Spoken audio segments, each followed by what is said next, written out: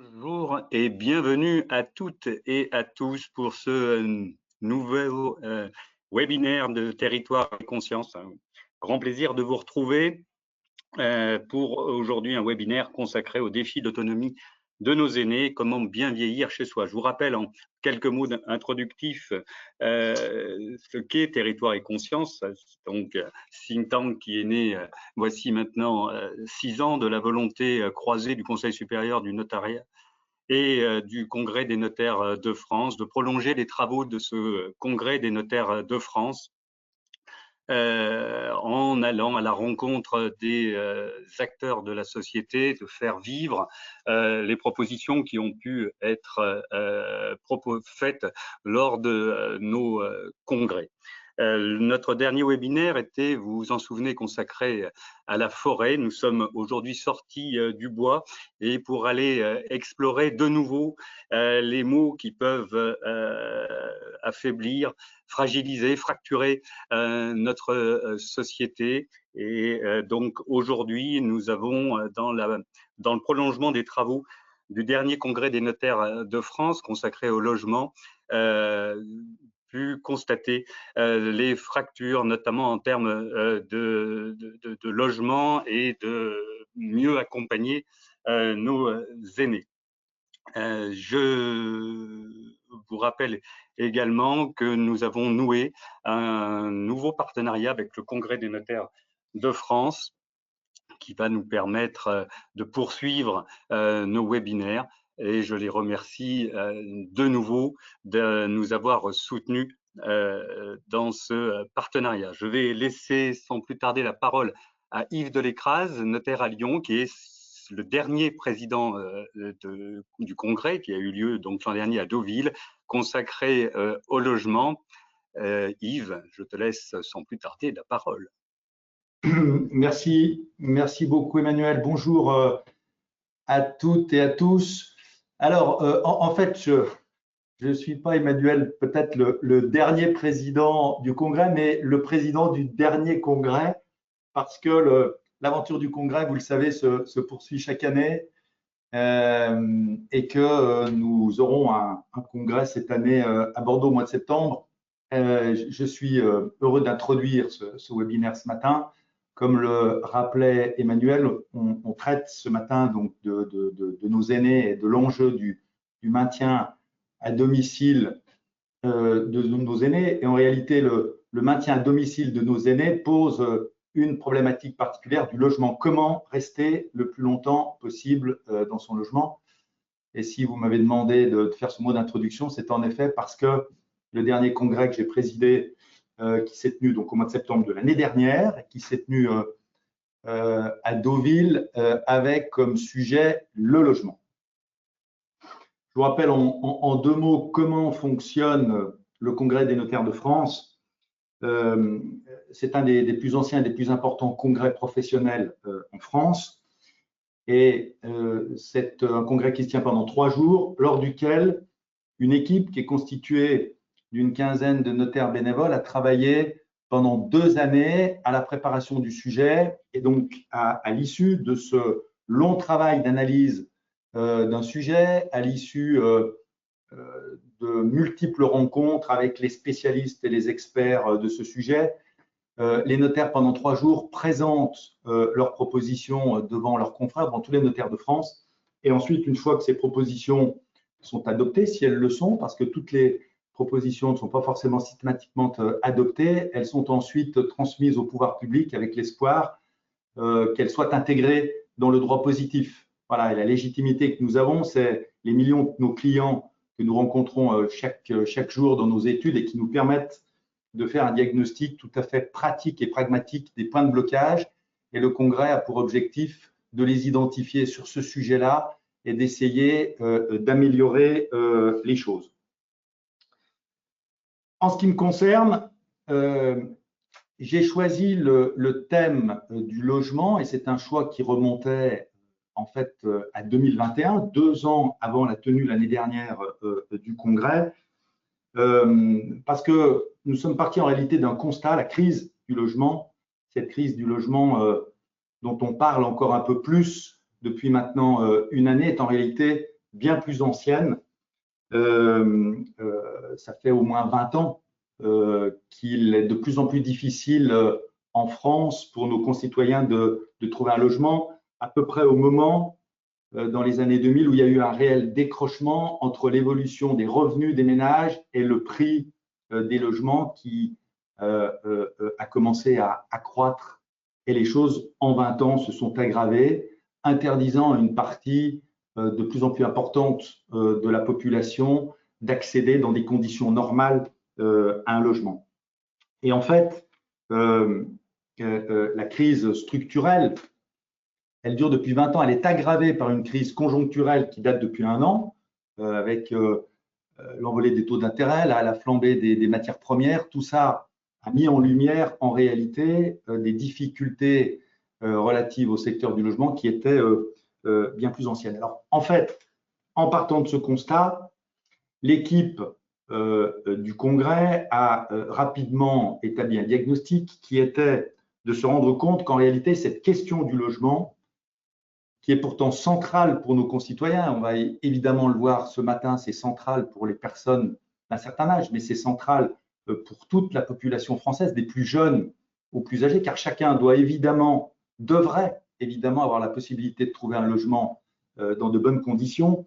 En réalité, cette question n'a pas aujourd'hui la place qu'elle devrait avoir dans le débat public, et on s'est rendu compte en réalité qu'elle était en quelque sorte dans un angle mort. La problématique du logement n'a pas la place parce qu'en réalité, on ne se rend pas compte que le logement est à l'origine d'une multitude de problèmes. On parle aujourd'hui beaucoup de pouvoir d'achat.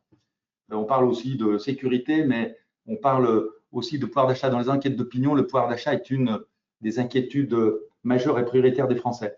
Le pouvoir d'achat, c'est en réalité comment on fait pour boucler les fins de mois, comment on paye son plein d'essence, comment on paye son loyer, comment on paye sa facture d'électricité. Si vous prenez le plein d'essence, c'est en réalité la question souvent du trajet entre son domicile et son lieu de travail. Donc le domicile, c'est la question de l'implantation des logements. Quand on dit les loyers sont trop élevés, on n'arrive pas à se loger, les prix pour accéder à la propriété sont trop élevés, on n'arrive pas à accéder, c'est évidemment la question centrale du coût du logement. Et quand on parle enfin de la facture d'électricité qu'on a du mal à payer chaque mois, c'est souvent parce qu'on habite un logement qui est une passoire énergétique avec des factures effectivement qui flambent. Donc, toutes ces problématiques-là qui, elles, sont évidentes et qui mettent en lumière la difficulté pour nos concitoyens finalement de vivre chaque jour, eh bien, on se rend compte que la problématique du logement est en réalité omniprésente. À partir de ce diagnostic, la question du logement est centrale pour nos concitoyens. Eh bien, mon équipe, l'équipe du 119e Congrès, s'est emparée de ce sujet, qui est en réalité un sujet extrêmement vaste et extrêmement complexe.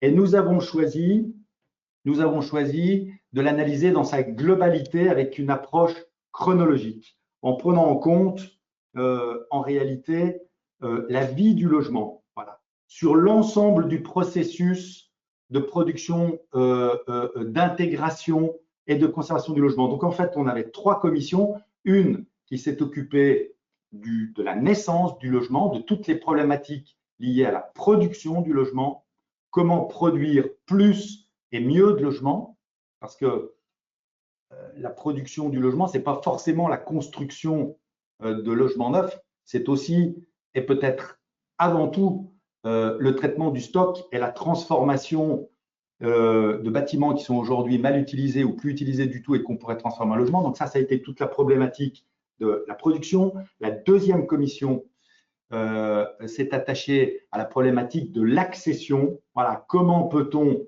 faciliter l'accession au logement pour les locataires comme pour les propriétaires en essayant de voir pour quelles raisons ce qu'on appelle le parcours résidentiel, c'est-à-dire ce cheminement qui fait qu'on commence par louer quand on est très jeune parce qu'on n'a pas encore les moyens un logement, et comment on fait pour progresser et finalement pouvoir à un moment donné acheter son logement et peut-être ensuite dans un deuxième temps en acheter un plus grand et mieux situé. Voilà, ce parcours résidentiel aujourd'hui est grippé, il est bloqué. Comment peut-on effectivement faire en sorte de lui redonner une certaine dynamique? Et puis enfin, la troisième commission s'est attachée à toute la problématique de la détention dans la durée. Parce qu'une fois qu'on a franchi les deux premiers obstacles, que le logement a été créé, une fois qu'on a pu y accéder, encore faut-il pouvoir s'y maintenir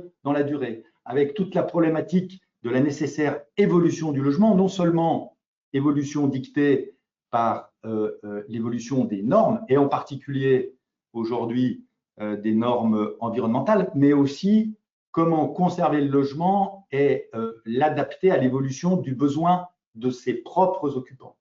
Et c'est effectivement cette problématique-là qui va nous occuper ce matin, lorsqu'en fait on prend de l'âge, quand on perd en autonomie, quand conjointement souvent on perd en revenus, parce qu'on sait que les revenus diminuent au moment de la cessation d'activité. Comment alors peut-on faire pour pouvoir rester dans ce logement, car on sait que la majorité de nos concitoyens, ils ont raison, souhaitent rester le plus longtemps dans leur logement. Donc en fait, cette analyse du cycle complet de la vie d'un logement a donné lieu à Deauville à un certain nombre de propositions, 13 propositions que nous avons portées effectivement pendant le congrès, et nous avons été satisfaits de convaincre l'ensemble des notaires de France, puisque l'ensemble de ces propositions ont été adoptées au mois de septembre à Deauville. Elles ont ensuite été portées par l'équipe auprès des pouvoirs publics, et nous avions beaucoup avancé. Il y a un certain nombre de propositions qui étaient très avancées. On avait, nous, pris contact avec le ministère du Logement très en amont, et donc ils ont suivi également nos travaux et suivi l'élaboration de nos propositions. Elles ont été adoptées et elles étaient, pour certaines d'entre elles, à la veille d'être intégrées le droit positif à la faveur d'une grande loi sur le logement, à la faveur d'une loi sur la simplification et à la faveur d'une loi, la loi d'Aubier, qui intervenait aussi sur la problématique de la construction. Évidemment, vous ne serez pas surpris lorsque je vous dis que tout ça est pour l'instant mis en stand-by. Et donc, on va bien voir comment les choses évoluent, on va bien voir si nos propositions vont prospérer. En fait, ce qui a été passionnant dans ce sujet, c'est pour ça que on a pris beaucoup de plaisir à investir ce sujet malgré sa grande complexité. Finalement, analyser la vie du logement, c'est en réalité analyser la vie de ceux qui y vivent. Voilà. Et là, on est au cœur, en réalité, de notre métier, nous notaires qui quotidiennement accompagnons des millions de nos concitoyens, en particulier lorsqu'il s'agit d'acquérir leur logement. Et donc, dans la chronologie de ce processus, ce matin, nous allons en particulier parler de la dernière étape. Lorsque les gens sont chez eux, comment peut-on faire pour les aider à y rester? Et cette problématique-là, elle a été traitée par la troisième commission à Deauville. Cette troisième commission était présidée par Agnès Morin, qui va intervenir ce matin et qui va pouvoir vous parler plus dans le détail des propositions que nous avons faites sur cette problématique-là du dernier cycle de la vie du logement. Voilà ce que je peux vous dire assez schématiquement pour replacer un petit peu le webinaire de ce matin dans la logique plus globale du logement qui a été l'objet du 119e congrès des notaires de France. Merci, merci Yves, merci Emmanuel pour vos propos. Bonjour à toutes et à tous, je suis Aymar de Germay, je suis le délégué général du think tank et j'aurai le plaisir et je vais avoir le plaisir d'animer cette table ronde ce matin. Je voulais d'abord dire quelques mots pour remercier le groupe Monacier qui nous met à disposition cette plateforme de webinaire, et c'est un outil extrêmement pratique et qui permet d'être en support de l'ensemble de nos webinaires, et donc je les remercie à nouveau.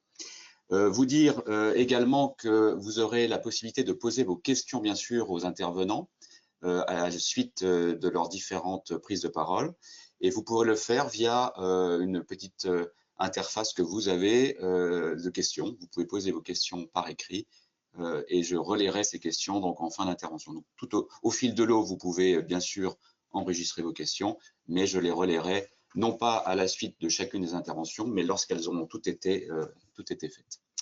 Voilà, je voulais également vous dire que les actes, c'est-à-dire le script intégral de ce webinaire, sera publié sur le site internet du think tank, sûrement courant août, et vous retrouverez également, à la fois sur nos réseaux sociaux et sur le site, la vidéo pour celles et ceux parmi vous qui auront envie de la réécouter ou de la regarder à nouveau à tête reposée.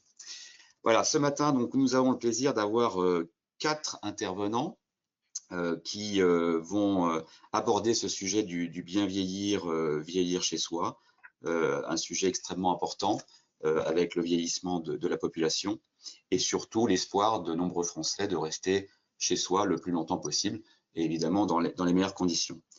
Je les présenterai de manière plus détaillée en leur passant la parole, mais voilà, très rapidement, nous démarrons avec François Sarkozy, qui est médecin, qui est pédiatre, et qui est l'auteur d'un livre dont le titre fait écho au thème de ce webinaire, « Vieillir heureux, c'est possible ». Je lui passerai la parole dans quelques instants. Ensuite, Alexandre Petit, qui est le président d'Alogia, qui est une entreprise à mission de la Silver Economy et qui est également le président du Gérontopole de Nouvelle-Aquitaine. Ensuite, Madame Martine Vigneault, qui est vice-présidente du Conseil économique, social et environnemental et rapporteur d'un avis qui s'appelle « Soutenir l'autonomie, besoin de financement ». Donc, on est là aussi complètement dans le thème. Et puis enfin, Maître Agnès Morin, qui a été présentée par Yves de l'Écrase à l'instant, qui interviendra et qui a été la présidente de la commission du 119e congrès qui a abordé cette question justement de l'adaptation des logements.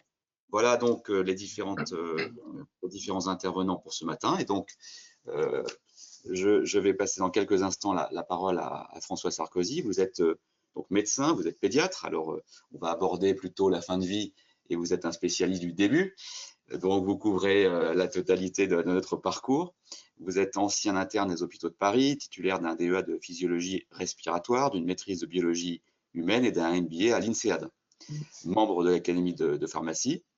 Vous avez eu bien évidemment une carrière hospitalière et puis ensuite occupé des postes de direction au sein de l'industrie pharmaceutique et exercé une activité de conseil notamment en stratégie et sur ces enjeux de santé, de prévention. Et vous participez très régulièrement à des colloques sur ces questions-là. Et comme je l'ai dit tout à l'heure, vous êtes l'auteur d'un ouvrage qui a été publié en septembre 2023 et qui s'appelle, et c'est toute une promesse pour nous tous, « Vieillir heureux, c'est possible ».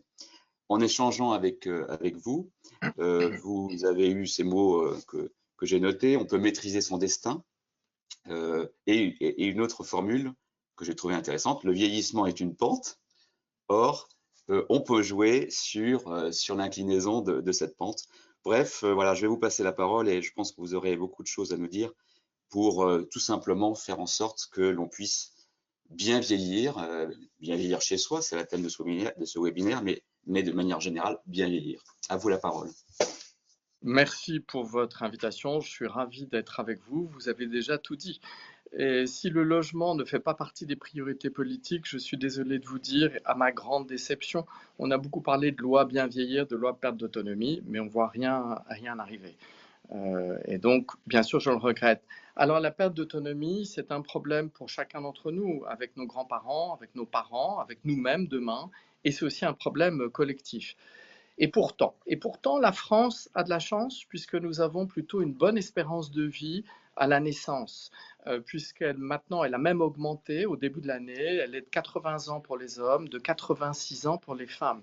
En revanche, nous sommes des mauvais élèves ou de pas bons élèves du tout en ce qui concerne l'espérance de vie en bonne santé, puisqu'à 65 ans, la moitié du réservoir d'années qui nous reste à vivre sera en mauvaise santé. Ça pose bien évidemment des problèmes pour les individus, pour les familles et pour la collectivité. Si on n'arrive pas à redresser cette différence de pente, là je parle de pente d'espérance de vie avec une espérance de vie à naissance qui augmente et une espérance de vie en bonne santé qui augmente mais de façon moindre, nous allons dans le mur en klaxonnant. Pourquoi ? Parce que la perte d'autonomie coûte déjà 24 milliards d'euros par an. Pour vous donner une idée de l'ampleur du problème, le poids des plus de 60 ans a augmenté de 50% en 40 ans. Il était de 17%, il est maintenant de 26%. À l'heure actuelle, un Français sur 5 a plus de 65 ans. En 2030, ce sera 1 sur 4. Et on s'attend à ce qu'en 2070, un Européen sur 3 ait plus de 65 ans. Vous voyez bien qu'on a des vrais problèmes. Je peux ajouter à ça, on n'aura pas trop le temps d'en parler, mais qu'il y a une différence d'espérance de vie à la naissance de 13 ans entre les 5% des Français les plus favorisés et les 5% les plus démunis. Après avoir dressé ce tableau en chiffres, je voudrais donner plutôt une bonne nouvelle. C'est la bonne nouvelle, vous l'avez dit, c'est que la perte d'autonomie n'est pas une fatalité. Nous ne sommes pas condamnés tous à perdre notre autonomie. Pourquoi? Alors, il y a deux notions que je voudrais introduire dès maintenant. Il y a la notion d'âge chronologique. L'âge chronologique, c'est notre âge, c'est l'âge de notre passeport. Et d'âge biologique, maintenant, on parle même d'âge épigénétique. Qu'est-ce que c'est? L'âge biologique, c'est l'âge de notre corps. Et évidemment, plus l'âge biologique, si l'âge biologique augmente plus vite que l'âge chronologique, on a une pente, vous en avez parlé, une pente de vieillissement, une pente de diminution des fonctions cognitives de nos sens qui va s'accentuer. Alors, qu'est-ce qui se passe? Eh bien, les personnes qui sont en surpoids, les personnes qui ont des pathologies chroniques, les personnes qui ont un mode de vie ou une hygiène de vie qui n'est pas optimale, vont effectivement entrer plus facilement dans les pathologies chroniques, les pathologies cardiovasculaires, les pathologies neurodégénératives, et risquent d'aller vers la perte d'autonomie. La perte d'autonomie, au fait, qu'est-ce que c'est? C'est le fait de, par définition, de ne pas pouvoir s'occuper de soi-même seul, soit pour s'alimenter, soit pour son hygiène, soit pour se déplacer, soit pour gérer ses comptes, pour répondre au téléphone. La bonne nouvelle, et comme vous l'avez dit, c'est qu'on peut modifier cette pente. Et ça, c'est un point important. On peut être maître de son destin. Alors, comment fait-on pour cela? Eh bien, quand j'ai commencé à m'intéresser au vieillissement, vous l'avez rappelé, je suis pédiatre, mais j'ai commencé à m'intéresser au vieillissement en créant les États généraux du vieillir jeune à l'UNESCO en 2008. Donc, ça fait maintenant 16 ans que je travaille sur ces sujets. Et la science a beaucoup progressé, puisqu'on a même compris en 2009, grâce au prix Nobel de médecine qui a été décerné au professeur Blackburn, que le processus de vieillissement était un processus inéluctable qui était lié au raccourcissement des extrémités de nos chromosomes, ce qu'on appelle les télomères. Et plus ces télomères se raccourcissent, plus nos cellules vont perdre de l'énergie, vont s'arrêter de fonctionner et vont même sécréter des produits, des substances inflammatoires qui vont favoriser l'arrivée de ces pathologies chroniques. La bonne nouvelle, comme je disais, c'est qu'on n'est pas condamné à rentrer dans ce cercle vicieux. Comment faire? Eh bien, on s'est rendu compte que plusieurs choses peuvent être faites pour impacter le comportement. Il y a d'ailleurs une étude passionnante qui a été publiée en début d'année 2024, c'est très récent, chez les vétérans américains, c'est-à-dire les retraités de l'armée américaine, 700 000 vétérans. On a remarqué que même si les vétérans changeaient de comportement à 50 ans ou à 60 ans, ils avaient la capacité de diminuer la survenue d'événements sévères, des problèmes cardiovasculaires ou l'Alzheimer, et ils pouvaient même augmenter leur espérance de vie de plus de 10 ans ou de 20 ans. Donc vous voyez, c'est plutôt une bonne nouvelle. Quand j'ai commencé à m'intéresser à ce processus de vieillissement, on disait que l'état de santé d'un individu sain, évidemment quand on est malade, il faut soigner, dépendait à 40% des comportements et de modes de vie. Maintenant, les experts du vieillissement disent que le poids des comportements et du mode de vie peut compter jusqu'à 80%. Pourquoi? Parce que ces modes de vie vont impacter l'expression de nos gènes. Je prends un exemple. Si un individu, quelqu'un a des gènes de risque de développer un cancer de la peau, le mélanome, s'il se protège avec une protection solaire, il va diminuer le risque d'avoir un cancer de la peau. Si en revanche, il ne se protège pas, la probabilité d'avoir ce cancer de la peau est importante. C'est pareil pour le cancer du poumon, bien évidemment, et le tabac. Donc, comment faire? Première chose, il faut savoir se protéger. Protéger de ce qui est toxique. On a parlé du tabac, on parle de l'excès d'alcool, on parle de la pollution. On pourrait parler des relations toxiques, puisque le bien vieillir n'est pas qu'une affaire de physique, c'est aussi une affaire mentale. Deuxième chose, une fois qu'on a une liste qui est toxique, on doit se préserver aussi en évitant les problèmes. On parle de domicile. On sait que si on n'adapte pas le domicile, et les personnes âgées, Alexandre Petit va en parler, les personnes âgées préfèrent rester chez elles parce que c'est très déstabilisant de partir chez elles, mais il faut adapter le logement. Pourquoi? Parce que s'il y a des risques de chute, si on ne change pas la baignoire en douche, si on laisse des tapis, il y a des risques de chute. Il faut que vous sachiez qu'il y a 10 à 12 000 morts par an par chute chez les personnes âgées. Ça représente plus d'1,2 milliard d'euros par an et 400 000 passages aux urgences. Donc vous voyez que ça pose un vrai problème. Il faut aussi protéger les personnes âgées des infections. On ne parle pas assez de vaccination.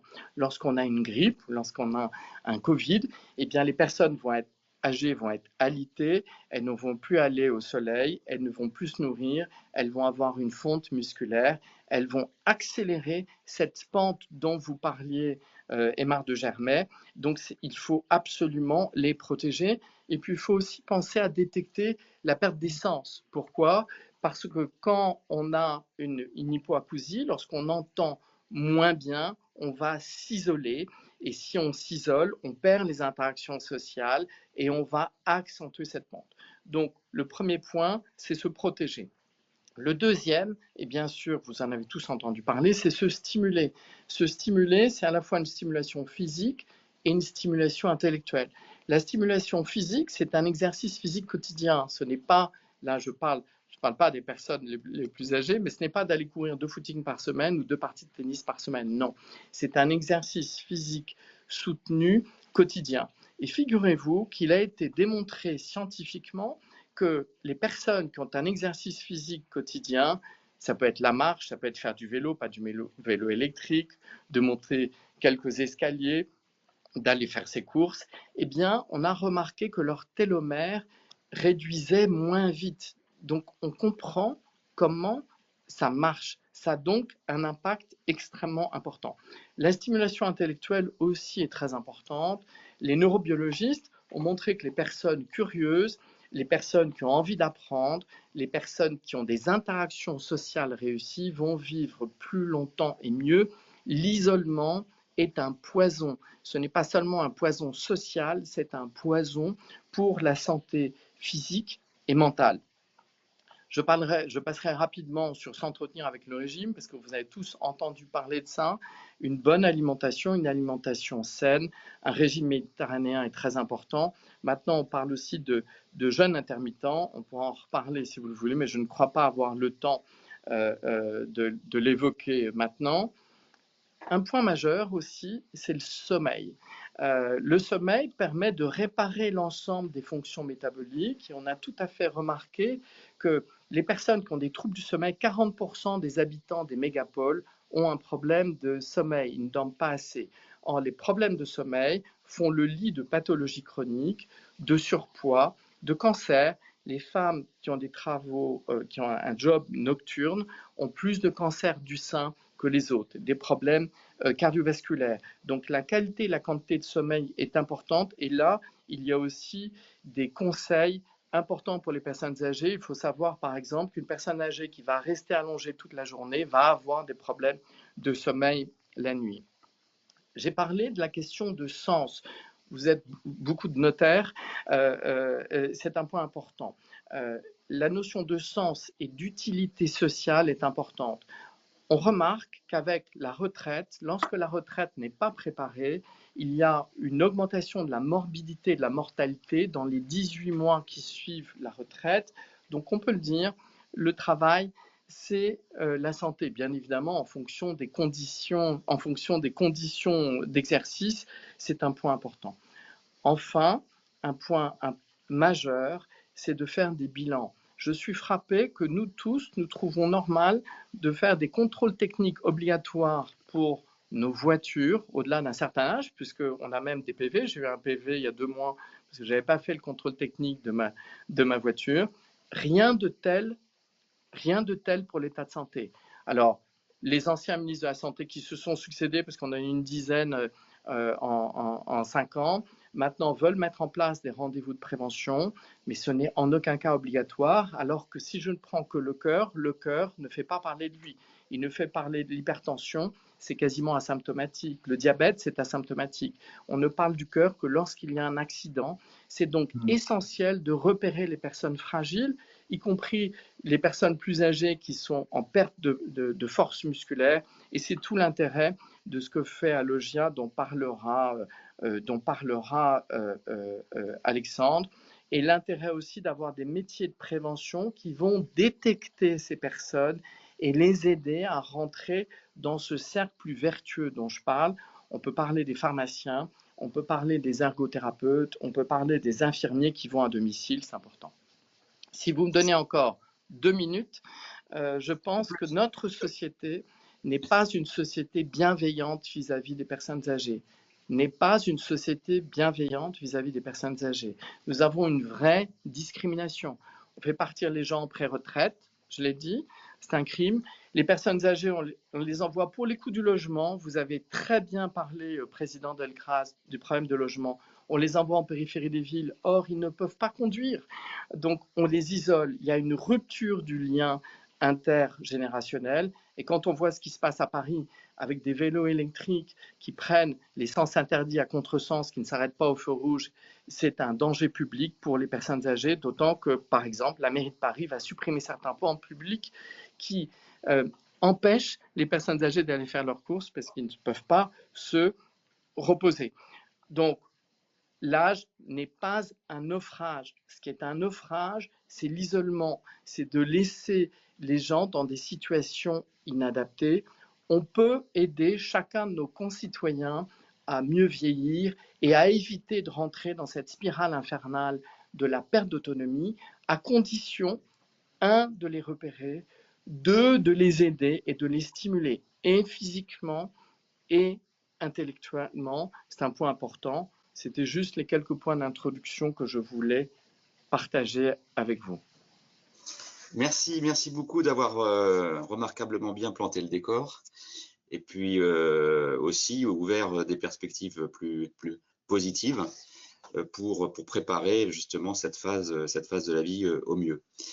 Alors, je vais passer la parole à Alexandre Petit pour poursuivre. Alexandre Petit, vous êtes un peu comme Obélix tombé dans la marmite étant enfant, puisque vous, votre père était gériatre, donc cette question du vieillissement, vous l'avez éprouvé, si je puis dire, dans votre milieu familial très jeune.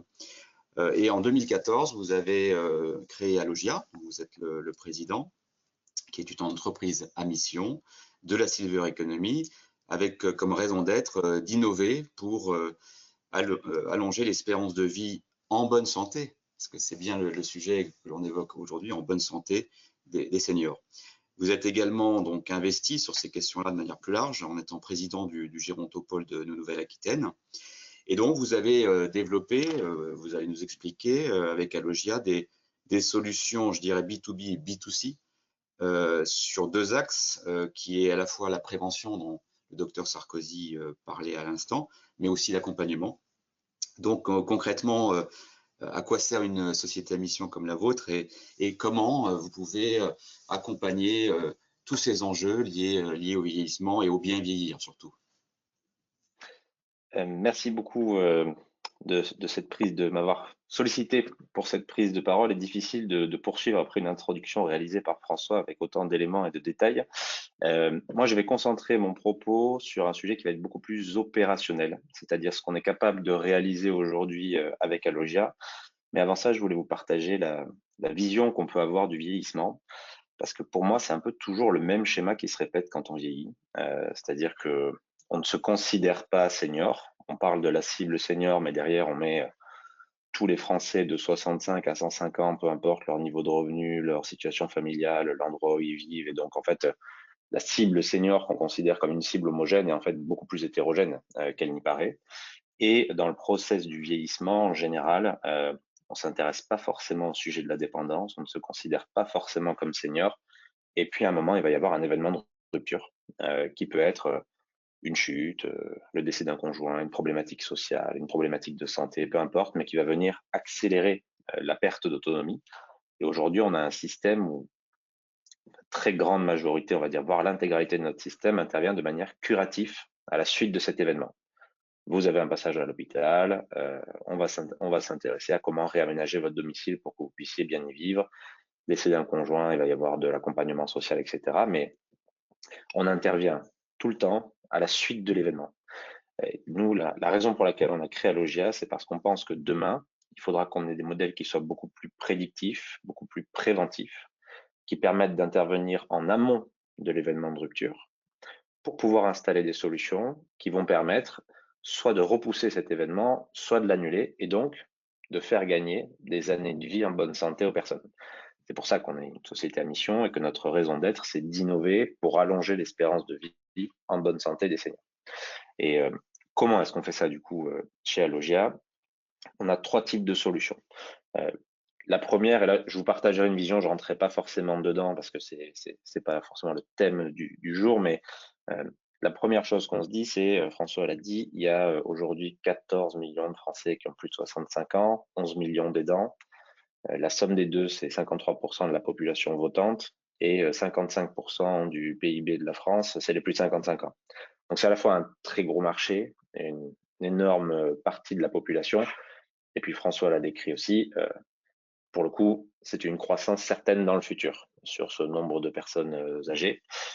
Et donc l'idée pour nous, c'est de dire on ne pourra pas forcément intervenir de manière préventive auprès de tout le monde. Il y a une vraie volonté de prévention.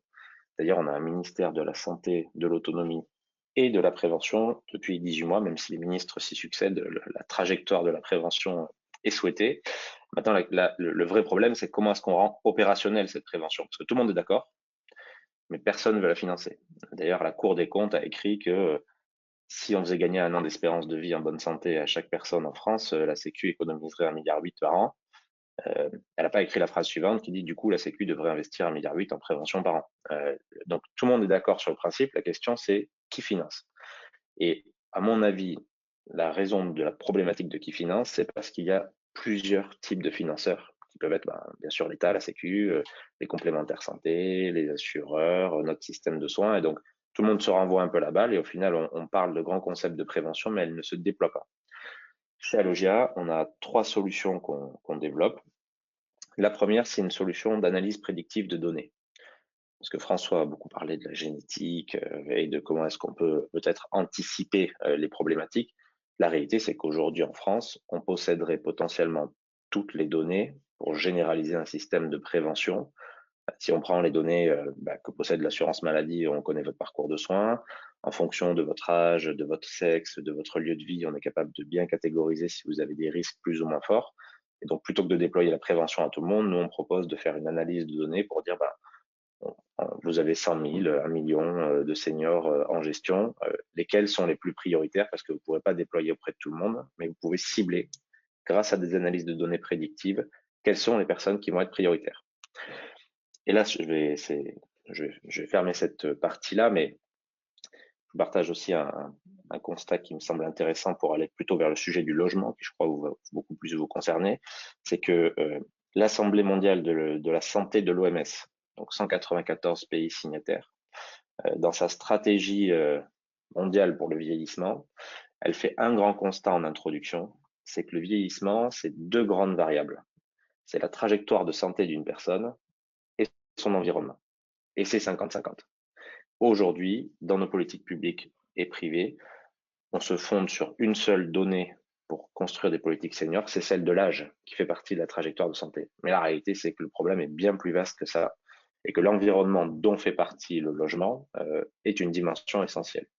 Donc nous, notre métier historique et celui qu'on déploie le plus, ce sont des campagnes de prévention qu'on diffuse en B2B parce qu'on a le même.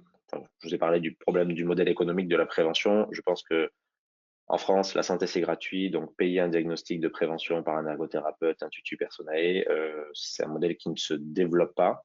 Donc nous, on travaille plutôt en B2B avec des bailleurs sociaux, des caisses de retraite, des groupes de protection sociale, des assureurs, des mutuelles qui veulent déployer de la prévention auprès de leur public et qui la financent eux-mêmes. Et ces campagnes de prévention, elles se concrétisent par soit des appels téléphoniques qui sont faits par des ergothérapeutes. Je sais que François sait ce que c'est un ergothérapeute, mais je doute que tout le monde le sache. Donc, ce sont des professionnels de santé diplômés d'État dont le métier est de proposer un aménagement de l'environnement au regard des problématiques de santé de la personne. Et donc, eux, ils sont spécialistes de comment est-ce qu'on va aménager le logement, quel type de matériel médical il faudrait y mettre, est-ce qu'il faut des services à la personne, est-ce qu'il faut de la téléassistance, est-ce qu'il faut des solutions numériques, et accessoirement, comment est-ce qu'on peut financer tout ça? Parce qu'il y a aussi un sujet sur l'accès au financement.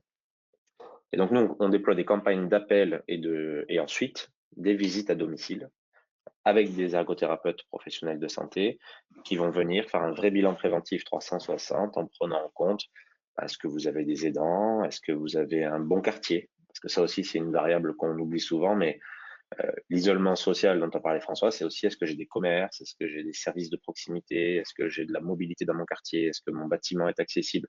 Ça sert à rien de réaménager une douche au 5e sans ascenseur. En gros, il faut quand même prendre en considération certaines données. Et donc, il faut parfois se rendre au domicile pour pouvoir vraiment faire un bilan sur trajectoire de santé, environnement et proposer des solutions concrètes. Et la troisième brique qu'on a développée chez Alogia, c'est que là aussi, on a fait un constat.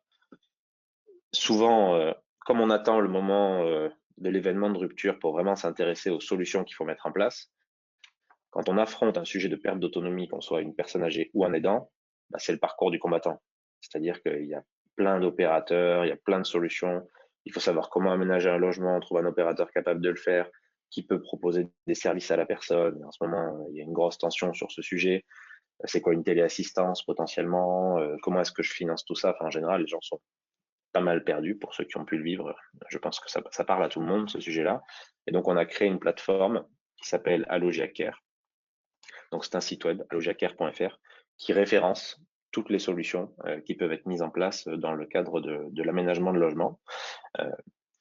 Voilà, je voudrais surtout pas dépasser ma parole, mais je voudrais juste conclure avec un point qui vous, je pense, touche particulièrement les notaires, c'est que dans le fameux parcours résidentiel dont on parle beaucoup, il y a beaucoup d'acteurs aujourd'hui qui s'intéressent au temps fort. Typiquement, je fais un crédit immobilier à 55 ans, est-ce que ça vaut pas le coup de checker que le logement va être bon pour bien vieillir? Et ça, c'est des points de contact que vous pouvez avoir. Les bailleurs sociaux déploient dans leur programme de réhabilitation, déploient dans leur campagne de prévention des sujets beaucoup dédiés à l'aménagement de logement. Et la dernière statistique en date qu'on a en France, pour faire une ouverture sur la fin peut-être, c'est que 90% des Français souhaitent pouvoir bien vieillir chez eux le plus longtemps possible. J'ai jamais su pourquoi il y en avait 10% qui le souhaitaient pas, mais en gros, c'est la statistique. Et quand on regarde de l'autre côté de la barrière, on a, et ça date de la loi ASV, la dernière statistique, 6% des logements en France qui sont adaptés au bien vieillir. Donc 90% qui souhaitent bien vieillir, 6% de logements adaptés. L'idée, c'est quel rôle on peut jouer dans le gap, parce que si on ne déploie pas de la prévention massive aujourd'hui, eh ben, je partage l'avis de François, demain c'est un tsunami qui arrive et je pense que socialement, économiquement, il faut absolument qu'on fasse quelque chose pour faire une société de la longévité. Voilà. Merci beaucoup pour cette prise de parole et d'avoir tenu le timing de manière rigoureuse.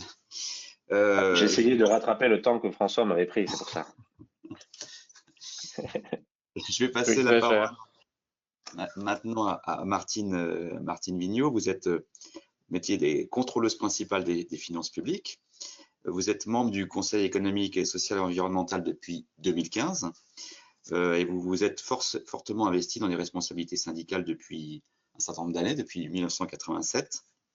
Et vous êtes secrétaire national de l'UNSA en charge de l'action sociale, des personnes handicapées et des personnes âgées, du logement et de l'insertion depuis 2009. Vous siégez à la Caisse nationale des allocations familiales, au Conseil de la famille et au Conseil consultatif des personnes handicapées.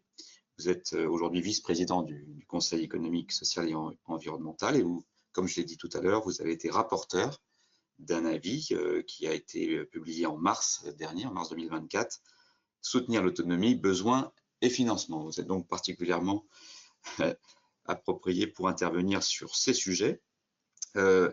On l'a évoqué ensemble et je crois que c'est un sujet qui flotte dans les débats publics depuis un certain nombre d'années, en l'occurrence depuis la canicule de 2003.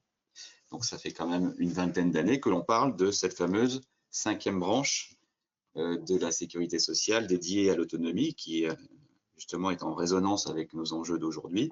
Donc qu'en est-il? Et puis plus largement, comment, en fonction de l'ensemble des besoins qu'on a évoqués à l'instant, comment financer, avec quel type de financement croisé, on peut accompagner les familles et les personnes qui vieillissent au bien vieillir chez soi. Vous avez la parole. Merci beaucoup pour cette invitation dont je suis très honorée. En effet, le rapport que j'ai eu le plaisir de conduire est le fruit de 6 mois d'audition, de réflexion et d'échange dans notre Assemblée. Nous nous étions donné plusieurs objectifs. D'abord, identifier les besoins liés à la perte d'autonomie, avancer différentes options pour le financement et proposer des réformes dans la gouvernance du système. L'accent a été mis également sur l'acceptabilité sociale des pistes de financement. Et donc, cette approche a justifié le choix d'intégrer la parole citoyenne à la préparation de la vie. Ainsi, pour la première fois, 15 citoyens et citoyennes tirés au sort ont rejoint la commission permanente du CESE et ont participé à toutes les étapes de ces travaux. Avec cette participation, j'ai également réalisé des ateliers citoyens en Martinique et à La Réunion. Donc, comme cela a déjà été dit, c'est un défi sociétal qui concerne toutes et tous. Donc, cet avis fait à la fois un diagnostic sur les besoins actuels et à venir du secteur pour anticiper le mur démographique. Il propose des principes directeurs pour accroître la solidarité nationale, c'est-à-dire garantir des droits pour tous, et mettre fin aux inégalités territoriales. Il développe également des pistes de financement possibles qui sont multiples et qui devront être mobilisées pour faire face à la transition démographique, augmenter la qualité des politiques menées et réduire ces inégalités. Il est vrai qu'à l'horizon 2030, les besoins supplémentaires sont estimés en milliards, notamment au-delà de la démographie, les besoins ont évolué. On ne peut plus raisonner entre établissement et au domicile. En fait, l'autonomie s'inscrit dans un parcours de vie. Actuellement, les besoins d'habitat alternatif ou collectif en petite structure structures intermédiaires ont été clairement identifiés et pour l'instant, ceux-ci ne sont pas inclus dans les éventuels schémas de financement. Et de ce fait-là, toute cette politique de l'autonomie en termes de interministériel est encore à construire. D'ailleurs, vous m'avez sollicité sur la question de la gouvernance du système pour répondre à ces enjeux. Effectivement, il est nécessaire de revoir le rapport du CESE le pointe très fermement, de revoir cette gouvernance dans la mesure où il y a une myriade d'acteurs, dont vous avez parlé de la CNSA créée en 2004, qui est devenue la 5e branche de la sécurité sociale. Vous avez l'assurance maladie avec les agences régionales de santé, les conseils départementaux, avec les conseils départementaux de la citoyenneté et autonomie qui, créés par la loi de 2015 et qui, finalement, avec leur conférence des financeurs, s'attachent à la prévention de la perte d'autonomie. Et ensuite, les opérateurs de cette politique publique, qu'il s'agisse d'acteurs publics, privés, lucratifs ou non lucratifs, ou à mission comme un Logia. Cette liste est loin d'être exhaustive, mais elle montre déjà dans quel labyrinthe administratif sont souvent plongées les personnes en perte d'autonomie et leurs proches.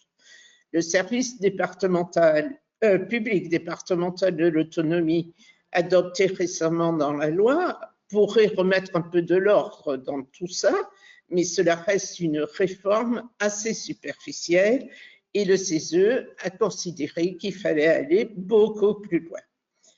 Un des constats forts que nous avons étayés dans cet avis est celui des inégalités sociales et territoriales existantes dont nous ne voulons plus.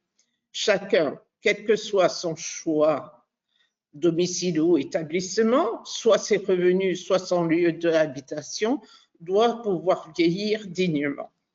Comment accepter, par exemple, les écarts entre l'offre de places en établissement ou pour le maintien à domicile entre les différents départements? Pourquoi n'y a-t-il pas aujourd'hui un tarif maximum fixé au niveau national? Pourquoi continue-t-on à laisser l'aide sociale à l'hébergement en dehors de la solidarité nationale? Je pourrais égrener d'autres questions. Donc, pour mettre fin à ces inégalités, le CESE a pris le parti de remettre la sécurité sociale et sa 5e branche, la CNSA, au cœur du système. Ensuite, nous souhaitons que les fondamentaux de la sécurité sociale s'inscrivent dans cette 5e branche, ce qui n'est pas tout à fait le cas aujourd'hui. Notre système de protection sociale, reconnu par de nombreux autres pays dans le monde, est toujours une idée neuve, frappée du sceau de la justice sociale. En réaffirmant le principe de chacun selon ses moyens et à chacun selon ses besoins, les pistes de financement et les propositions de réforme de la gouvernance que nous formulons permettent de faire vivre cet idéal dans un parcours de vie respectueux de chacun, singulier et dont la fin est universelle. Pour cela, nous avons souhaité repartir de l'origine de la création de la sécurité sociale et constater que sa gouvernance a évolué. Dans un premier temps, la démocratie sociale prédominait avec un rôle central pour les partenaires sociaux. Puis, par l'ordonnance de 67, créant les 4 premières caisses de sécurité sociale, les directions ont été confiées à des hauts fonctionnaires. Avec la création en 1996 des lois de financement de la sécurité sociale, nous avons vu la présence du Parlement s'affirmer et le contrôle de l'État s'exercer. L'architecture complexe et morcelée de la gouvernance bouleverse et évidemment le rôle initialement prévu aux partenaires sociaux au profit d'une professionnalisation et d'une sophistication des outils de pilotage. En fait, l'articulation entre les prestations contributives et les prestations de solidarité, entre couverture obligatoire et couverture complémentaire, devrait pourtant imposer une gouvernance simple et lisible pour les bénéficiaires. Ce n'est pas le cas. Une approche globale est nécessaire car derrière le maquis social, c'est la légitimité des solidarités dans la société qui se joue. La simplicité et la lisibilité sont donc un enjeu démocratique et la clé de l'efficacité des arbitrages collectifs. Je dois dire qu'à plusieurs reprises, les citoyens présents dans notre commission n'ont pas manqué de nous le rappeler. Le 5e risque ayant été reconnu par la création de la 5e branche de sécurité sociale, il s'agit de demander à la CNSA de porter pleinement et de garantir l'égalité de traitement sur tout le territoire et pour l'ensemble des dossiers. La branche autonomie doit avoir un rôle d'orientation et de contrôle pour tous ceux qui exercent des compétences dans ce domaine. Il s'agit de garantir par cette gouvernance nationale et locale l'effectivité des droits et l'équité territoriale. Or, aujourd'hui, la gouvernance de la CNSA est inachevée car elle ne peut pas s'appuyer sur son propre réseau de caisses de sécurité sociale, comme peuvent le faire par exemple l'assurance maladie avec les CEPAM ou la branche famille avec les CAF. Nous proposons donc, dans cet avis, la création de caisses locales de solidarité pour l'autonomie pour achever la construction de la 5e branche. En fait, nous constatons que chaque branche de sécurité sociale a une gouvernance qui lui est propre. Le rôle des conseils d'administration et les compositions varient. C'est normal. Cela fait partie de l'histoire et de la Sécu. Néanmoins, une des particularités du Conseil de la CNSA est d'une part la très faible place donnée aux représentants des assurés sociaux et d'autre part une forte représentation de l'État qui crée une distorsion et donc des ajustements sont nécessaires. Il vous reste 2 minutes, Madame Vigneault, pardon. Oui, je termine. Nous proposons donc un renforcement de la place des partenaires sociaux pour rapprocher avec les autres caisses et cela permettrait d'apporter de la stabilité et de la démocratie avec l'ensemble des représentants de la société, de rendre lisibles et équitables les actions avec les partenaires, de payer les prestations liées à la perte d'autonomie à juste droit, quel que soit le territoire, de mutualiser plus facilement les innovations et d'impulser des contrôles en tant que financeur opérationnel. Donc, pour consacrer des financements, il nous faut une gouvernance à la hauteur et du courage politique, car aucun choix n'est indolore. Et aussi, il nous faudra beaucoup de pédagogie pour une meilleure adhésion de la population aux choix politiques. Je vous remercie. Merci beaucoup pour vos propos et la présentation de l'ensemble de ces éléments et des travaux sur lesquels vous avez avancé au 16. Pour finir, je vais passer donc la parole à Maître Agnès Morin. Vous êtes notaire à Gignac. Gignac, c'est situé dans l'Hérault. Et vous avez été président de la commission du 119e congrès des notaires de France, consacré notamment à cette question de l'adaptation des logements. Madame Vigneault, à l'instant, a parlé des inégalités, des inégalités territoriales, sociales, de la solidarité aussi, et des enjeux que pose le vieillissement.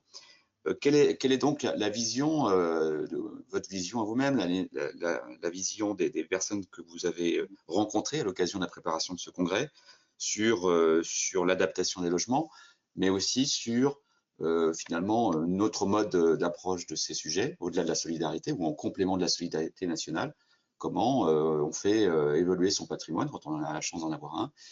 On parle souvent du viager qui a l'air d'être une vieille chose, entre guillemets, mais est-ce que le viager est un axe, une solution? Et voilà, quelle est votre approche sur le sujet?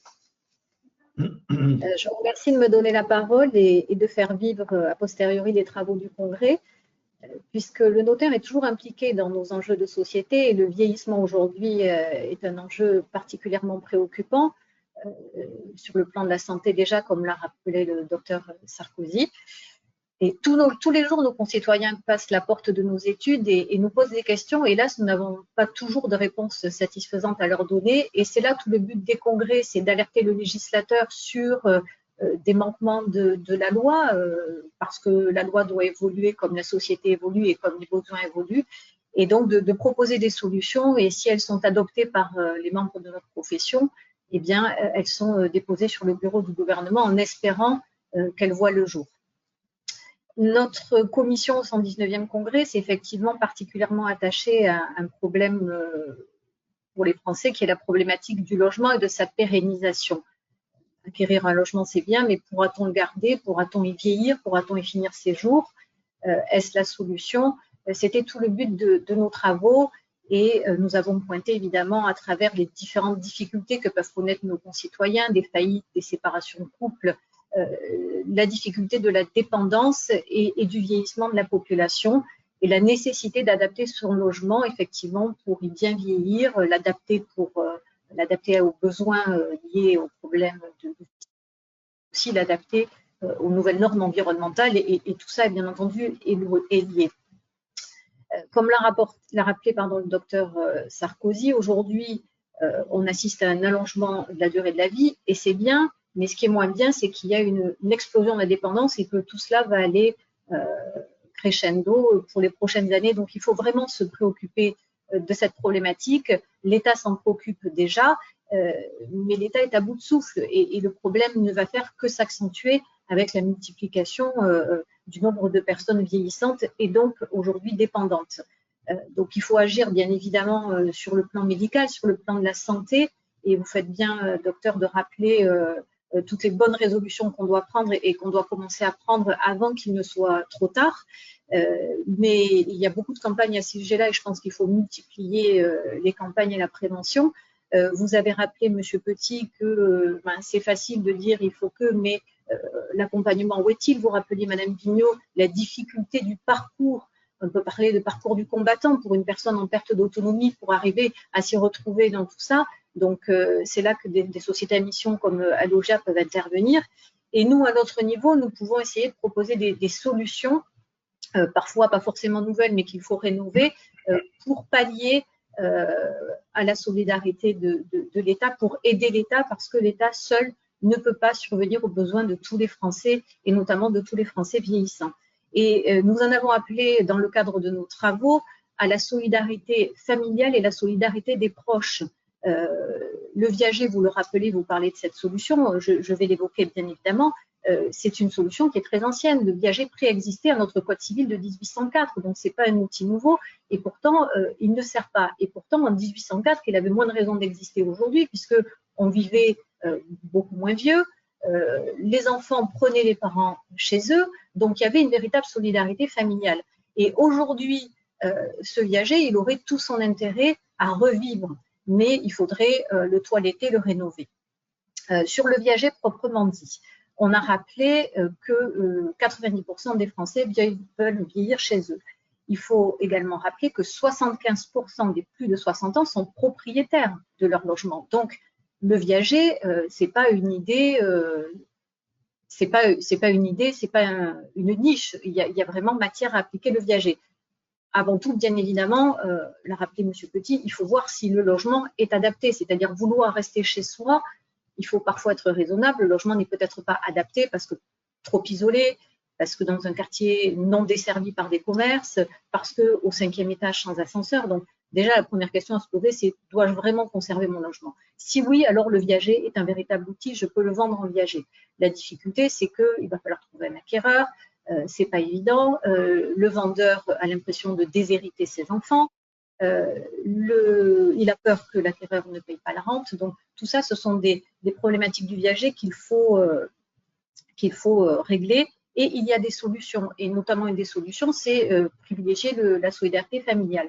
Or, aujourd'hui, la loi ne le permet pas, puisqu'il y a un frein à la solidarité familiale dans le cadre du viager, c'est l'article 918 du Code civil, qui dit que si un enfant fait un viager avec ses parents, eh bien, c'est considéré comme une donation. Et c'est une présomption irréfragable. C'est-à-dire, s'il n'y a pas une bonne entente dans la famille et que tout le monde ne s'accorde pas à ce que ce viager au profit d'un enfant soit réalisé, il ne pourra pas l'être. Sinon, l'enfant qui aura acheté le bien à ses parents viagers va être obligé de dédommager ses frères et sœurs parce que ce sera considéré comme une donation qui a été faite, alors même qu'il pourrait prouver qu'il a bien payé le bouquet au moment de l'achat et les rentes successives, puisque autant en 1804, effectivement, on payait en monnaie sonnante et trébuchante, autant aujourd'hui, on a des moyens de paiement qu'il est facile de prouver.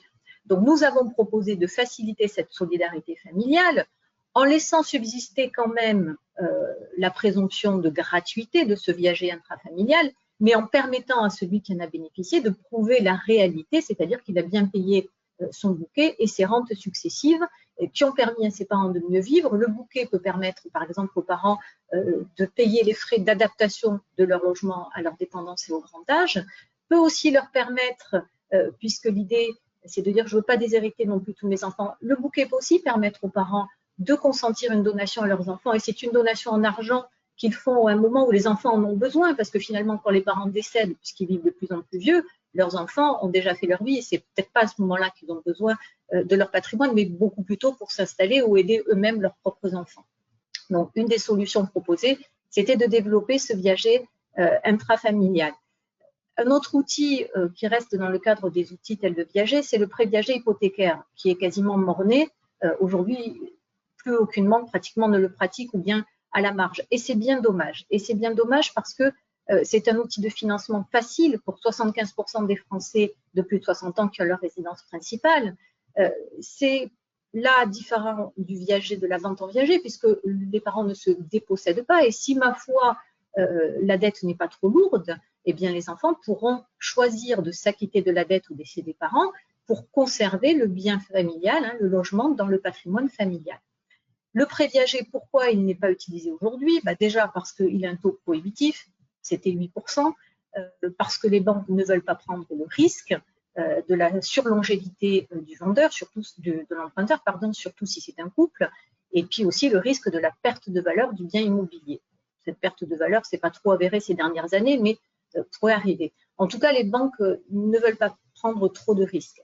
Alors, avec Marie-Gabrielle Méjean-Cross, avec la Banque des Territoires et la Banque Postale, postérieurement au Congrès, nous avons essayé de réfléchir pour essayer de redonner vie à ce prêt viager hypothécaire pour en faire plutôt un prêt dépendance, c'est-à-dire plus axé sur les personnes dépendantes, donc malheureusement avec une espérance de vie plus courte, donc une durée de remboursement plus courte, ce qui pourrait encourager les banques à appliquer un taux plus faible, puisqu'elles savent que théoriquement, elles seront remboursées plus rapidement. Donc, au lieu des 8% attendus, peut-être pourrait-elle appliquer un taux de 4% qui correspond d'ailleurs aujourd'hui au taux du marché immobilier. Sachant, je le rappelle, que le prêt viager hypothécaire n'est pas, contrairement à ce qu'on pourrait penser, un prêt immobilier, mais un prêt à la consommation, puisqu'il s'agit de donner du cash aux Français qui en ont besoin justement pour financer leur dépendance. On a pensé à une solution, c'est de dire finalement aujourd'hui, une personne qui a un bien immobilier mais pas de liquidité, elle va pouvoir bénéficier d'aides sociales et d'aides sociales de la part des départements essentiellement pour financer sa dépendance. Eh bien, si on obligeait entre guillemets ces personnes propriétaires d'un bien immobilier avant de prétendre aux aides sociales à obtenir un prêt dépendance, ça soulagerait les départements.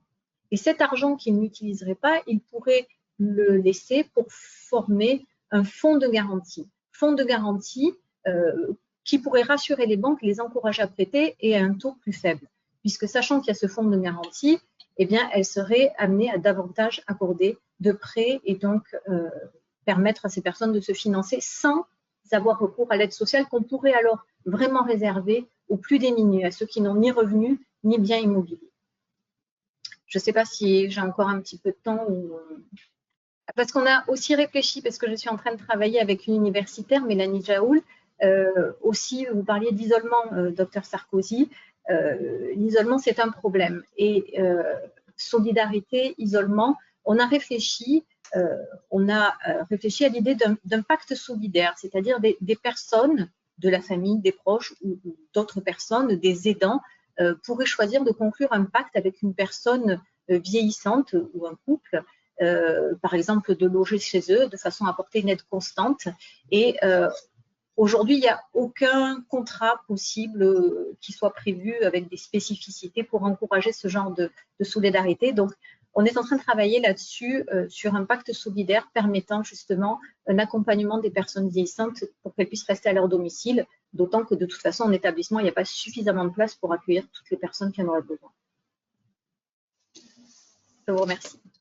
Parfait, merci, merci beaucoup Agnès pour votre intervention très complémentaire de ce qui a été évoqué précédemment. Je vous propose de passer aux questions. Questions qui ont été posées par les personnes qui ont assisté au webinaire. Alors, des questions sont parfois vraiment très ciblées, parfois très ouvertes, donc n'hésitez pas à intervenir lorsque vous le souhaitez. Il y a une première question sur, alors on a beaucoup parlé du maintien à domicile, de l'adaptation des logements. On a parlé également, même si ce n'était pas le cœur du sujet aujourd'hui, à des établissements type EHPAD.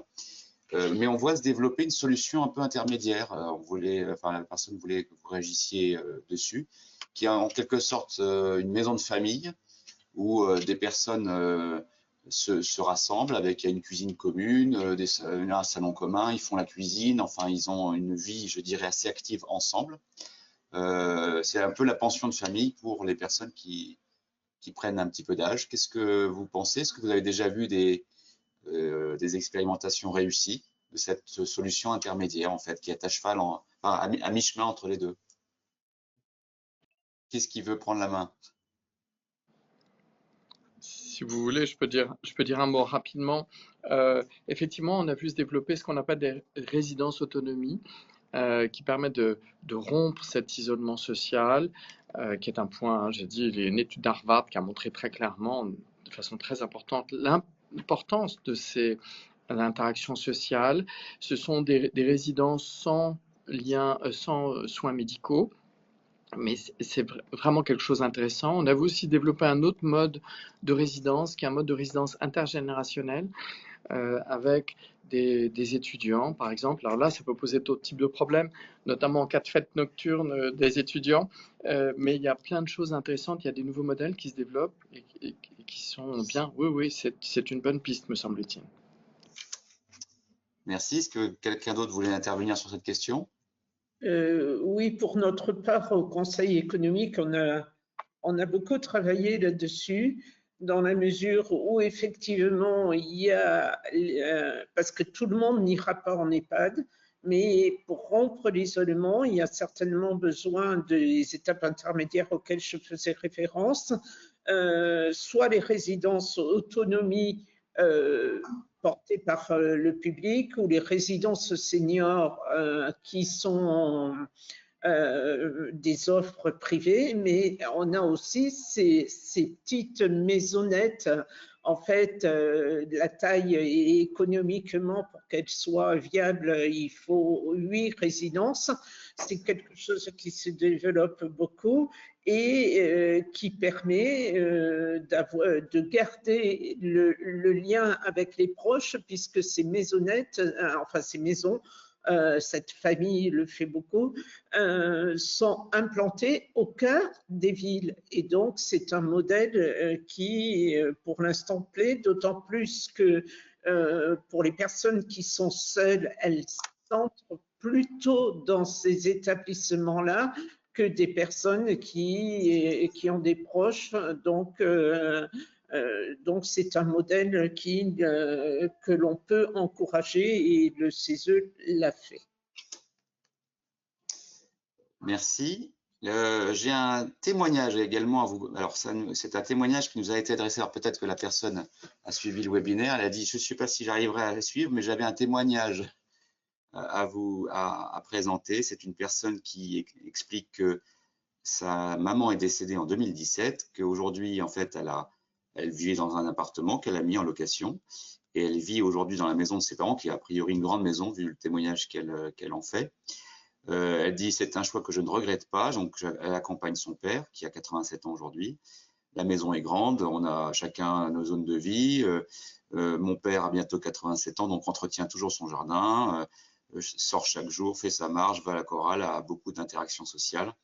Il est en pleine forme, et ce qui a priori n'est pas le cas de son frère, qui lui est isolé. Et voilà, je pense qu'elle voulait démontrer que ce que vous avez les uns et les autres expliqué, notamment le docteur Sarkozy, c'est que cette question des interactions sociales, de la proximité avec les proches, mais aussi de vivre dans son cadre familier est quand même un atout considérable dans le bien vieillir. Voilà. Ce n'est pas vraiment une question, mais vous pouvez rebondir, c'est un témoignage. Alors, je ne sais pas si la personne a suivi notre webinaire, mais en tout cas, voilà, comme ça, elle voit que nous avons relayé son témoignage. Moi, je trouve que c'est bien sûr un témoignage très intéressant. Cela a été dit. Dans notre société, nous avons de moins en moins de liens intergénérationnels. Effectivement, il y a quelques décennies, c'était l'habitude d'avoir les parents ou même les grands-parents chez soi. Des pays d'Europe du Sud continuent à le faire, les pays asiatiques, les pays africains. Les seniors sont au centre de la cité. Ce n'est plus le cas chez nous. J'ai parlé de malveillance, donc c'est un très bel exemple d'adaptation, évidemment. Voilà, autre question, vous avez les uns les autres, Madame Vigneault, vous avez pas mal insisté, mais d'autres intervenants également sur le maquis, ou pour ne pas dire le labyrinthe, pour avoir l'information sur les financements, les opérateurs, etc. Vous avez parlé d'une organisation plutôt départementale. Est-ce que l'idée d'avoir une plateforme unique nationale qui soit un peu, qui référence les financeurs, les opérateurs, même si il y a des particularités régionales, ce ne serait pas une solution? Voilà, un accès, une plateforme unique nationale qui recense, en les localisant par ailleurs, les différentes offres financières et techniques. Alors, oui, pourquoi pas, c'est les offres. Sauf que les offres sont différentes et les tarifs sont différents selon les départements, y compris selon les calculs que font les départements. Donc, moi, je ne voudrais pas que l'on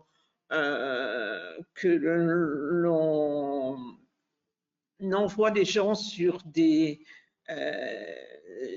conseils qui sont qui sont différents. Ça pourrait être localisé, mais ceci dit, normalement, le service départemental là, qui vient d'être créé par la loi devrait être le guichet unique pour ce genre de conseil. À l'heure actuelle, il est en expérimentation. Moi, je le laisserai vivre pendant au moins 1 an pour en tirer les conclusions. Mais souvent, on pense que c'est la solution.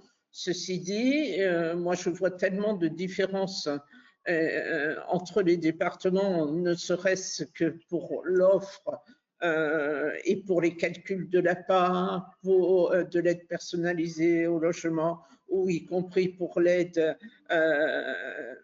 l'allocation d'hébergement, que j'ai peur que ça soit la fausse bonne idée.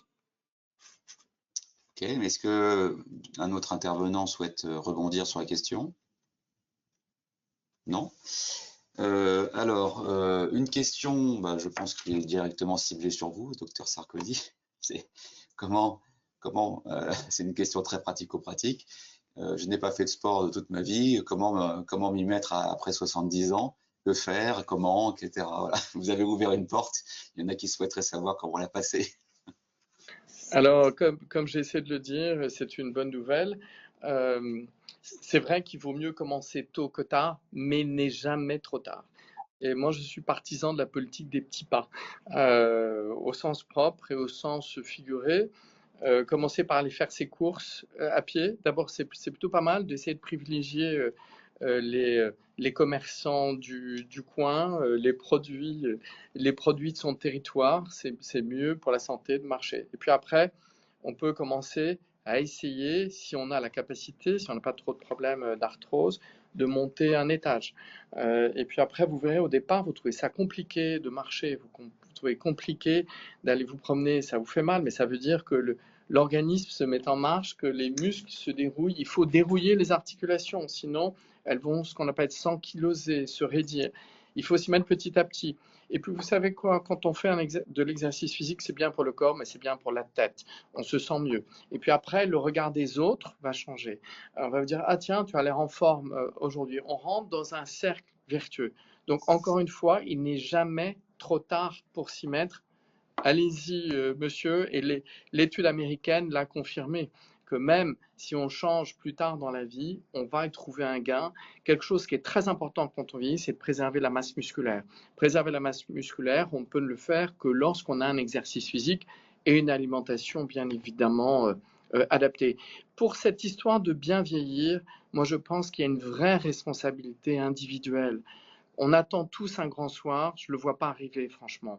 Il y a des volontés ici ou là, il y a des tas de rapports dans tous les sens, on change le nom de la loi.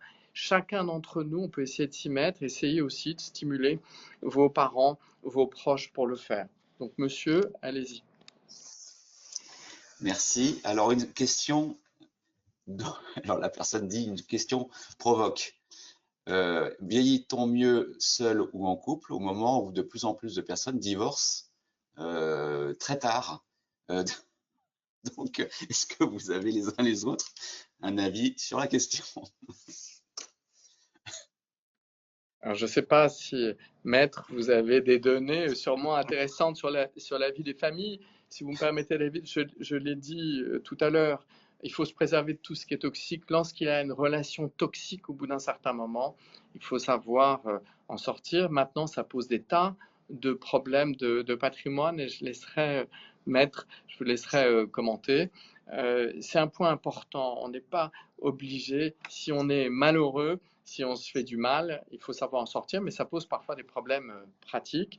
Un dernier point que je n'avais pas mentionné, mais qui est un point important, nous avons un triste record en France, qui est le record des dépressions chez les sujets âgés. Il faut que vous sachiez que le taux de dépression chez les plus de 70 ans est entre 5 et 10%, et dans les EHPAD, ça va jusqu'à 40%. Donc vous comprenez pourquoi je trouve que le thème d'aujourd'hui est très bien vu. Et on a même un autre record, qui est le record des suicides chez les personnes âgées, 2700 morts par an. Vous voyez que c'est important. Donc le bien-être psychique est important. Juste peut-être un mot sur la question, de la conjugalité et de l'impact que cela a en fait directement sur le logement. Ce qu'on constate, nous notaires, en effet, c'est qu'on rencontre de plus en plus de divorces chez des gens qui ont un certain âge et qui ont déjà une longue vie commune et qui mettent fin après 50 ans, après 60 ans et parfois même après 70 ans. Après, comme le rappelait le docteur Sarkozy, on a bien compris que la santé d'une personne âgée, c'est non seulement sa santé physique, mais aussi sa santé psychologique. Et donc, on ne peut que souhaiter que les gens restent heureux. Et parfois, les chemins se séparent et il faut savoir, même tardivement, acter une séparation pour parfois le bien-être des deux membres du couple. Sur la problématique du logement et l'impact direct que ces séparations de plus en plus nombreuses, parce que le nombre de divorces croissant dans toutes les classes d'âge, mais le nombre est croissant. Il y a de plus en plus de gens qui se séparent. Ça pose un problème direct en termes de logement, c'est que quand un couple, une famille vit dans un logement et que cette famille se sépare, s'éclate, que le couple se sépare, eh bien, on quitte le logement et on a souvent besoin de deux logements. Voilà. Et donc, c'est une des raisons pour lesquelles la demande de logement est croissante. Voilà. Et on a quantifié tout ça dans les travaux du Congrès. On s'est rendu compte d'ailleurs que ce problème de quantum est loin d'être évident parce que chacun y va, il faut construire, il faut produire 300 000, 400 000, 500 000 logements par an. En réalité, c'est relativement difficile de déterminer avec précision le nombre de logements qu'il faudrait chaque année produire pour répondre à la demande globale. Et l'un des facteurs d'accroissement de cette demande, c'est l'évolution sociologique. Le fait que les gens vivent de plus en plus longtemps en souhaitant rester chez eux, ils mobilisent des logements qui, il y a 50 ou 100 ans, se libéraient simplement parce que les gens décédaient plus tôt. Et puis, il y a encore une fois l'accroissement de la demande parce qu'il y a un éclatement de la société et qu'elle est plus mononucléaire aujourd'hui et qu'il faut que des gens qui vivent seuls, et ils sont plus nombreux aujourd'hui qu'hier, soient en capacité également de se loger. Ben Yves, je vais vous laisser la parole, puisque nous sommes à 3 minutes de la fin. Donc, je vais vous redonner la parole pour prononcer les propos conclusifs de ce webinaire. Je remercie une nouvelle fois aussi les organisateurs de ce webinaire et également l'ensemble des intervenants. Là, je trouve que c'est extrêmement intéressant sur un sujet comme le logement d'entendre des professionnels de secteurs très différents, mais qui finalement sont tous complémentaires. J'ai envie de retenir un peu un message d'optimisme que portait le docteur Sarkozy, c'est le fait de dire que la vieillesse n'est pas forcément un naufrage, c'est pas forcément une pente abrupte vers le bas, et qu'il y a la possibilité de lutter contre ça. Et donc, c'est plutôt un message d'action. Voilà. Il faut agir pour améliorer la vie de nos seniors et en particulier leur permettre de pouvoir rester chez eux puisque c'est dans leur domicile qu'ils ont vocation à être les plus heureux. Je pense qu'il y a des actions individuelles et puis des actions collectives. Sur le plan individuel, Sarkozy l'a bien rappelé, voilà, il appartient d'abord à chacun de prendre conscience des enjeux et de se rendre compte qu'il y a des choses à faire. Voilà, on a dit qu'il fallait plus régulièrement s'interroger pour savoir si on était en bonne santé. C'est vrai que tout le monde ne le fait pas, ça peut paraître surprenant de se renseigner régulièrement pour savoir si on est en bonne santé et que si malheureusement on ne l'est pas, eh bien faire le nécessaire pour essayer de régler les problèmes. On a dit qu'il fallait entretenir sa santé physique, donc il faut faire un peu de sport, sa santé mentale, il faut essayer de conserver des contacts, de rester intéressé par le monde, de continuer à apprendre. Tout ça relève effectivement de la responsabilité individuelle de chacun et si on a une prise de conscience, on devrait pouvoir améliorer les choses parce que là, chacun peut agir. Et puis, l'action individuelle n'est malheureusement pas suffisante. On a besoin d'une action collective. Et on fait le constat ce matin de la même nature que celui que nous avions fait lors du congrès, c'est qu'on a l'impression que sur le plan collectif, cette problématique générale du logement, et en particulier la problématique du logement des seniors, n'est pas prise en compte par la sphère publique, par les acteurs publics à sa juste mesure. Donc, Madame Vigneault a rappelé toute la complexité du système, toute la multitude d'intervenants et la difficulté de coordonner tout ça et de financer tout ça. Et puis, effectivement, Monsieur Petit nous dit qu'il existe des acteurs, il existe des structures qui sont à la disposition des particuliers pour les aider à trouver dans la sphère collective les outils, les services qui peuvent aider chacun à essayer d'avancer. Voilà, donc je pense qu'il faut que chacun, dans son domaine, et on a vu que la problématique logement est protéiforme, il faut que chacun dans son domaine, chacun dans son secteur, chacun avec sa compétence puisse continuer à agir pour défendre cette belle cause du logement. Agnès a porté le message du rôle que les notaires peuvent avoir, parce que nous, on est au contact. Quand on a des clients qui ont des difficultés, sachez que pas seulement quand ils achètent un logement, mais quand ils vivent dans leur logement, parfois ils prennent contact avec nous pour nous dire voilà, comment est-ce que je peux faire? Il faut que je fasse des travaux dans mon appartement, dans ma maison, je n'ai pas forcément les moyens. Comment pouvez-vous m'aider? Et on a, nous, en tant que notaire, un rôle social très important. Il faut chaque fois rappeler cette mission sociale que le notaire a d'accompagner, d'aider ses clients, parfois dans des problématiques tout à fait pratiques et quotidiennes. Alors, je formule le vœu d'abord que nos propositions, en particulier les propositions qu'a rappelé Agnès sur cet avenir que le viager devrait avoir, parce que ces nouveaux modes de financement qui font appel à la solidarité individuelle et familiale à un moment donné où la solidarité nationale, il faut bien reconnaître, a quelques difficultés. Je ne suis pas sûr que les choses iront malheureusement en s'améliorant. Alors, il faut que cette solidarité individuelle et familiale soit facilitée. Les propositions que la troisième commission a apportées vont dans ce sens-là. J'espère qu'elles prospéreront et j'espère que chacun pourra continuer à utilement œuvrer. Voilà. Merci Yves. Écoutez, il me reste à remercier l'ensemble des personnes qui ont assisté à ce webinaire. J'espère qu'elles y ont trouvé beaucoup d'informations. Merci aux intervenants.